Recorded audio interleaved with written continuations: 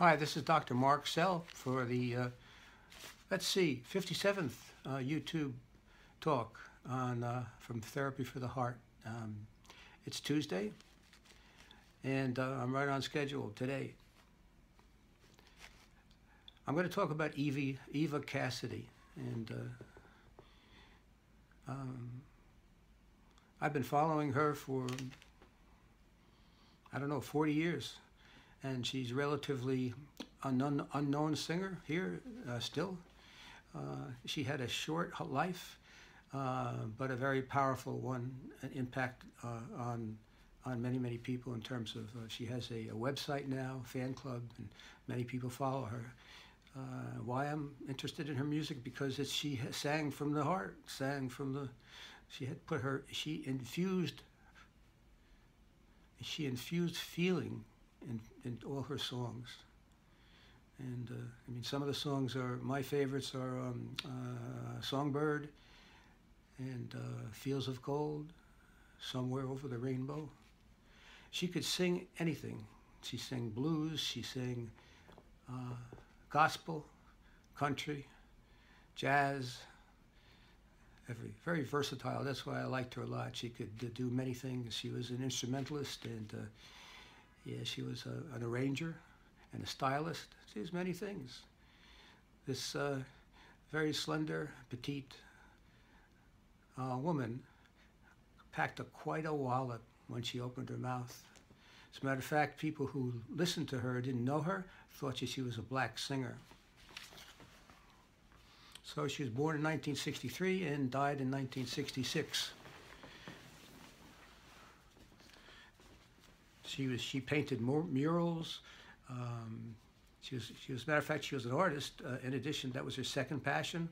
Maybe her first in some ways, because she applied to art school in a very well-known school, and was accepted, but could not manage the tuition, which was around $13,000. So in one way, if she did that, maybe she wouldn't have been a singer, or maybe she might have been not such a well-known, eventually singer. Who knows what would happen? But she was an artist and also a singer. Yeah, and maybe that's some of the reasons why I like her. I mean, some sort of identification with her myself, and also I used to play music, you know, myself also, concert band and dance band. So at age 9, she could capture relatively realistically a drawing of someone, and at age 9, yeah. And she also sang songs that she learned from her father. And her father, named Hugh, he was very interested in her career in terms of, he gave her her first guitar, and yeah, so he's an interesting man. Although he gave her his first guitar, he was a musician also and played guitar. Maybe he was saying, "I'd like you to be like me."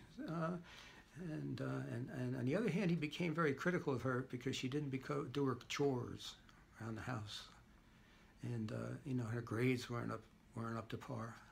So he's kind of a little hard on her. Her mother was very close to her throughout her life. Probably was her best friend.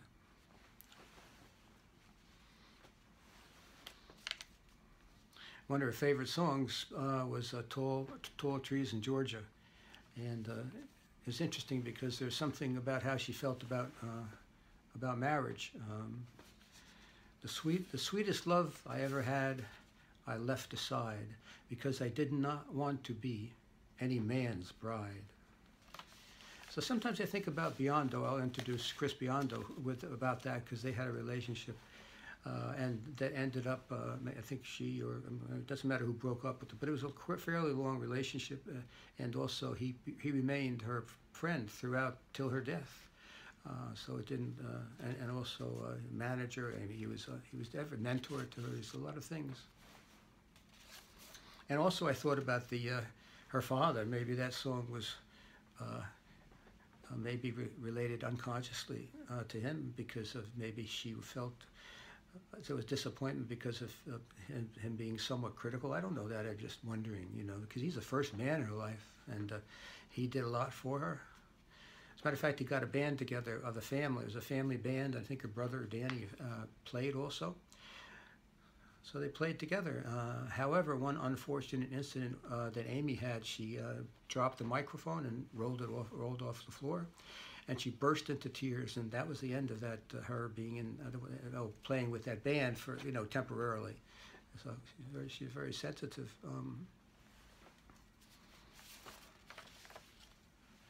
She was not interested in dressing up.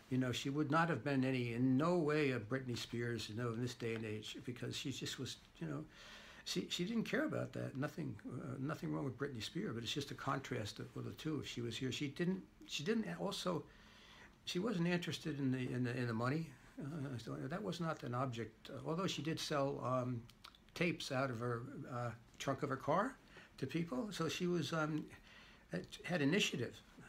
But money was not what she was doing this for. Just like Amy Winehouse. Somebody said she was not into the business of this. She sang because she loved to sing. They're both very familiar to me, and because I liked Amy Winehouse music, they were both very independent. They didn't let commercialism affect what they were going to do. The big difference was Amy sang other people's songs, and Amy wrote her own music, and Eva, sang other people's songs, but they were infused with emotion. Infused with emotion. So Eva was a feminist. She said that once you start to have sex with a man, the man feels like he owns you. Not that that's a feminist opinion, but that's what she felt about the relationship and the difficulties between men and women. And she didn't chase boys. She was very. She was not. I remember was she was anxious and feel bad about not chasing boys. She like she's supposed to do this, and she was very. She just was not comfortable with the whole scene at school with the jocks and the women that were involved with the jocks. Was not very happy with that. I guess she felt very, on the one hand, felt very left out, and also didn't like that kind of scene. She was very much a loner. She's very depressed about that, about not being able to, not flirting and doing what some part of her anyway felt she should be able to do with boys. She was a loner. Discrimination. They started to busing people from one area to the other during that time, and there was a lot of hate involved. And she didn't like that. She had good values. I liked her values, and she joined up with two women from India, and she had some camaraderie with them because they also didn't like the discrimination, of course. So she very, very strong in her opinions. She loved mermaids and fairies. That's what she liked. Maybe that's where she was at more than the quote-unquote adult sexual romantic relationships. Nothing wrong with that. As a matter of fact, that probably had a lot to do with her, with her art too. I mean, I know she drew a picture of an angel, which they had, when she died, they had it up on somewhere as a tribute to her.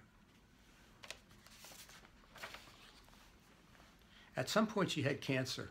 She had a malignant melanoma seen by the investigation of a mole on her back, and the recommendation was have follow-up appointments, but they discovered nothing there. They thought they got it all out, so she decided not to have any follow-up visits.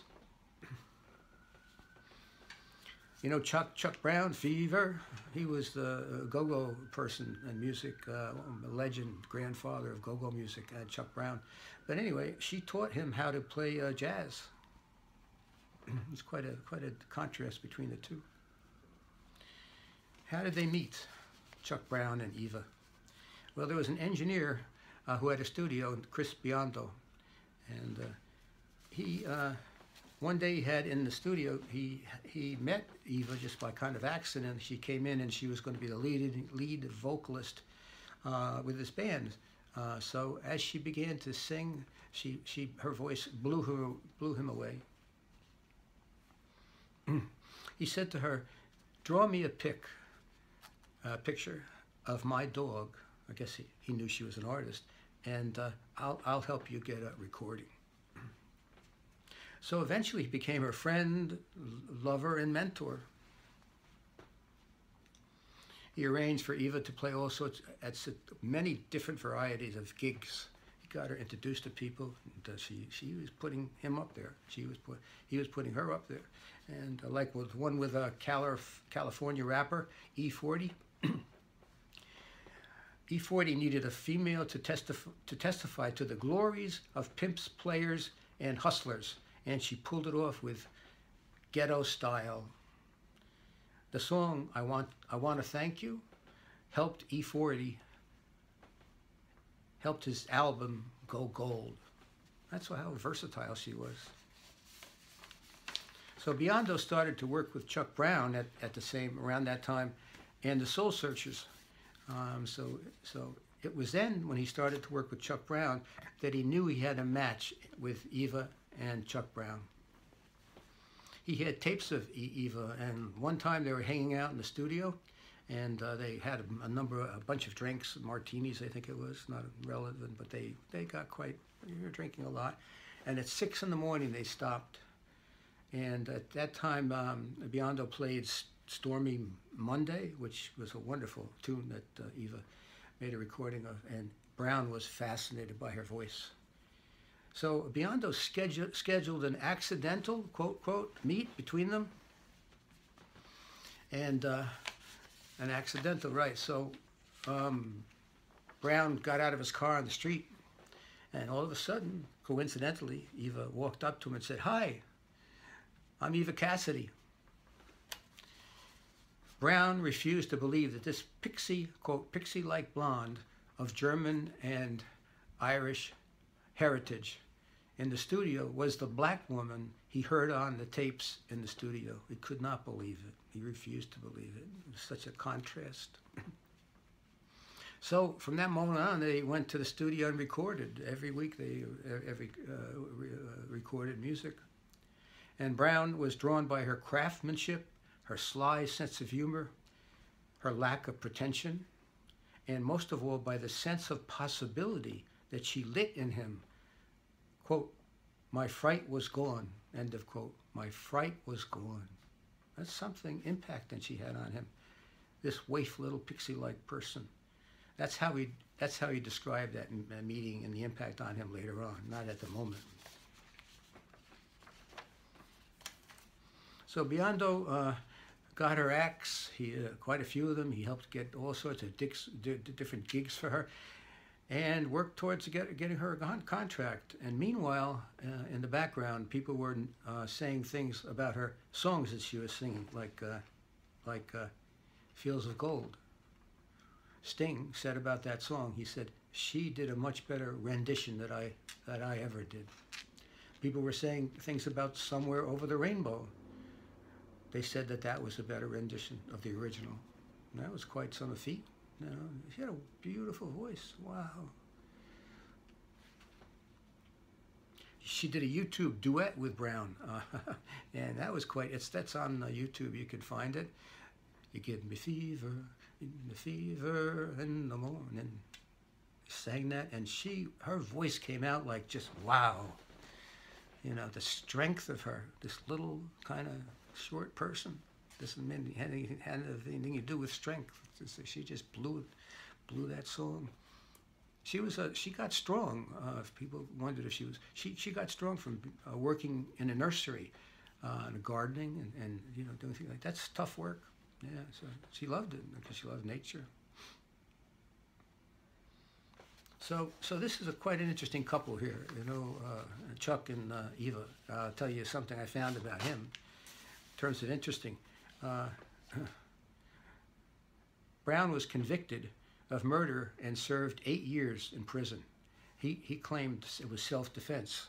So, but yeah. So and while he was there, he traded cigarettes for a guitar.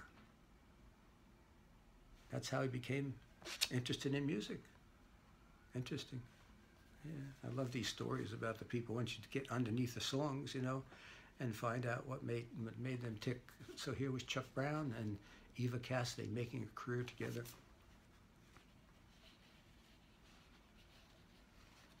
She rode on his coattails into Blues Alley, the very famous joint, and a lot of musicians played there. And somewhere in January 3rd, 1996, they created an album at Blues Alley called Live at Blues Alley for her. And I think at that point she sang. There was a homemade video of Somewhere Over the Rainbow that was floating around. It might have been that.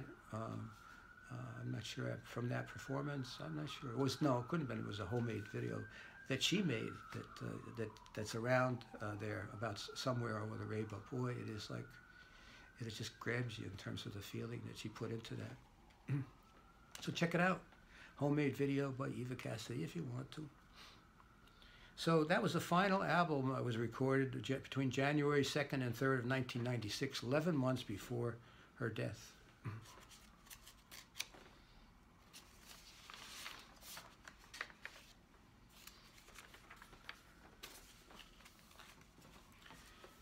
Yeah, there was a tribute concert for her at the Bio Club in Georgetown. Now, in the interim, her cancer took over her whole body. She had it in her shoulder. She had it in her hip. She had a fractured hip too, also.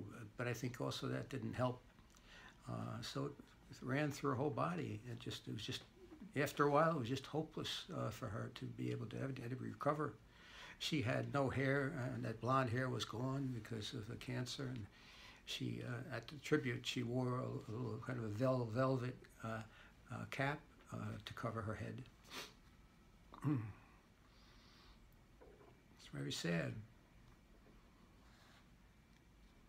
But she had spunk at this tribute at the Bayou Club in Georgetown. She went out, got up there with a lot of help from Biondo. Biondo was also playing the bass at that tribute, but when she came up, he lifted her up on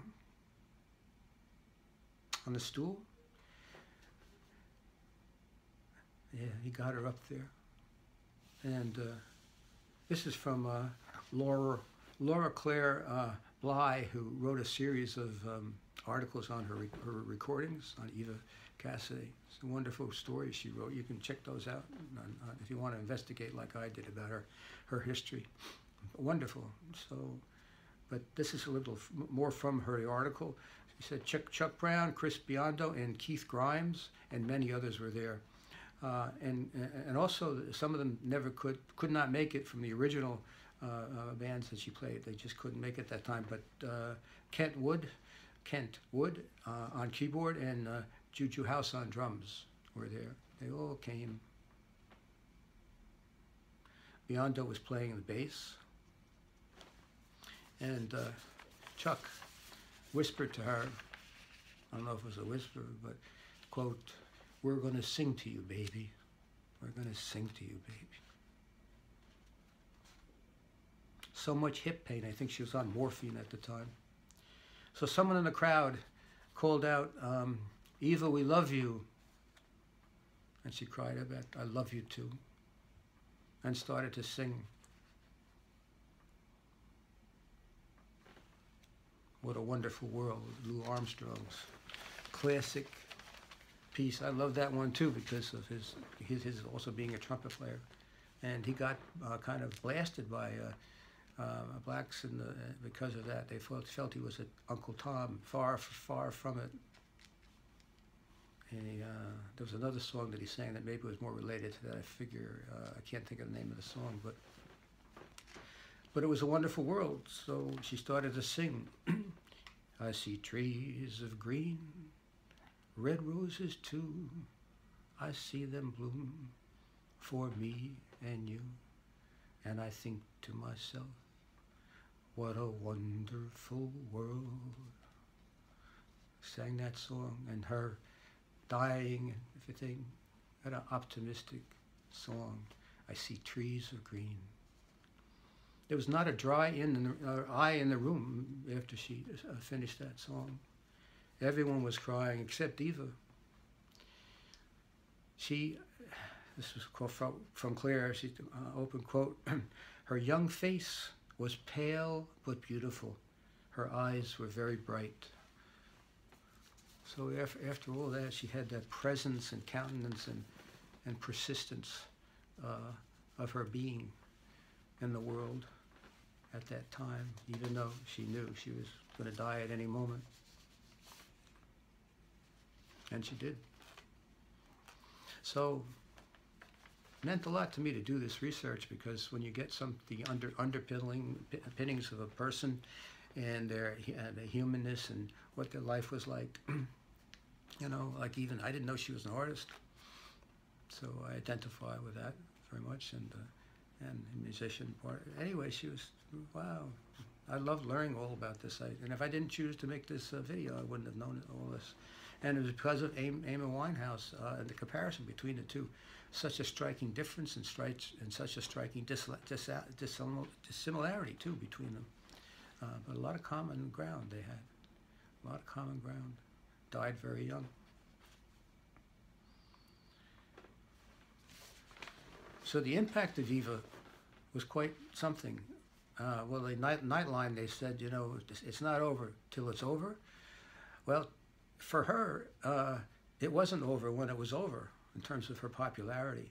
Her popularity mushroomed after that. She was, 10 million recordings were made of her songs, 10 million. And also, let's see, there was she was number one. Songbird was number one in Britain, and her CD achieved stellar status in our country. But she made it big in Britain, not here so much. But although she did make it here, and she's got a great fan club that follows her, and you can look for her site, her fan club site. On YouTube, the ABC Nightline, Eva Cassidy. That's ABC Nightline, Eva Cassidy show. You can check that out too. Many pictures of her that I haven't seen. I mean, the second time I looked at it, I could see all these pictures roll by, and they have a wonderful, you know, opening of her Fields of Gold, I think was song. But all these pictures of her when she was very small, and of her, I think, family, and yeah, it was really great. She did dress like a hiker. So I hope I've inspired some of you who didn't know anything about her to perhaps check her music out. I don't think you'll be disappointed. And thank you for watching. This is Mark Sehl for the YouTube channel Therapy for the Heart. This is Tuesday. And if you like the talk, you could push the like button. And also, if you wanted to subscribe, you can do that. You can do that at marksehl@gmail.com. And write me if you have any comments or questions, and at marksehl@gmail.com. Or look at my website at marksehl.com. So thanks a lot for being continually watching, those who do watch. You know, appreciate it. So I'm going to sign off now. That's it until next week. All right, bye-bye for now.